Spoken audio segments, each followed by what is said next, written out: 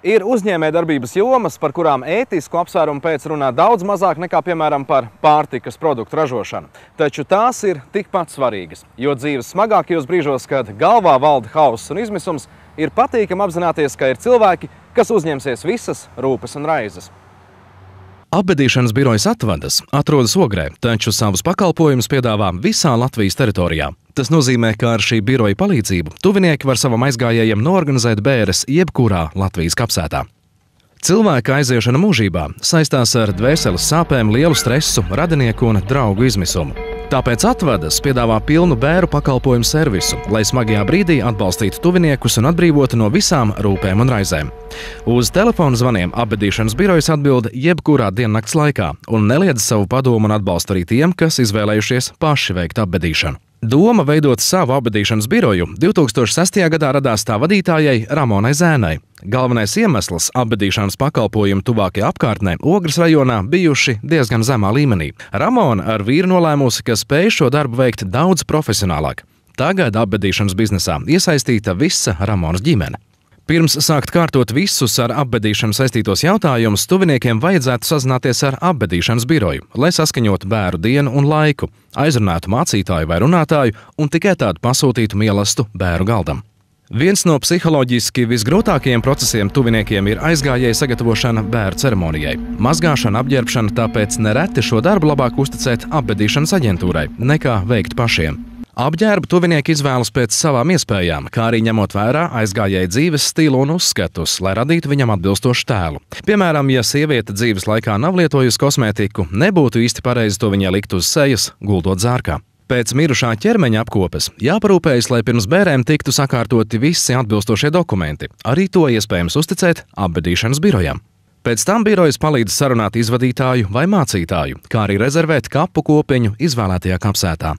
Kad galvenais izdarīts, tiek runāts ar ēdināšanas uzņēmumiem par bēru mīlestību organizēšanu, kā arī, ja nepieciešams, noorganizēts transports bēru viesiem. Lai gan senajiem latviešiem sēru krāsa bijusi baltā, mūsdienās pieņemts bērēs vilkt melnas vai tumšas drēbes. Taču ir bijušas bēres, uz kurām pavadītāji ieradušies gaišos tērpos, jo tāda bijusi aizgājēja pēdējā vēlēšanās. Lai gan Latvijā vairums tuvinieku izvēlas apbedīt savus nelaiķus kapsētās, arvien vairāk ir arī gadījumi, kad mirušais tiek kremēts.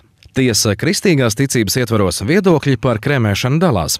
Pareizticīgie un vecticībnieki uzskata, ka tā ir pagāniskās tradīcijas atzimšana, kas drīzāk atgādina degšanu elles ugunīs. Savukārt luterāņi jeb protestanti pauž viedokli, ka pīšļiem jānonāk zemē, pieļaujot pīšļu apbedīšanu arī pelnu veidā. Tomēr šajā gadījumā pelnu urnu nevajadzētu ievietot, piemēram, kolumbārijas sienā, kur tā nesaskars ar zemi. Kremēšanu parasti izvēlas, ja tāda ir bijusi mirušā cilvēka pirms nāves griba. Ja cilvēks miris vardarbīgā nāvē vai arī nelaiķim veikta tiesu medicīniskā ekspertīze, tad kremēšanai nepieciešama policijas vai prokuratūras atļauja. Kremēšanu nedrīkst veikt, ja mirušā personība nav noskaidrota. Kremēšana jāveic obligāti, ja mirušais bijis inficēts ar kādu sevišķi lipīgu slimību. Šo slimību sarakstu apstiprina Veselības ministrija. Neatkarīgi no tā, vai mirušais tiek kremēts vai guldīts zemesklēpī zārkā, ir svarīgi padomāt, kāda būs bēru ceremonija, kas teiks runu vai bērēs skanēs mūzika, ar kādiem ziediem būs rotāta kapliča, lai pēc iespējas labāk godinātu aizgājēju piemiņu. Jebkurā gadījumā cilvēks tātad dod mums biogrāfiskos datus, kurus mēs, chronoloģiski izvadītājs varbūt arī neizstāsta visu, jo galvenais jau saprast cilvēku būtību.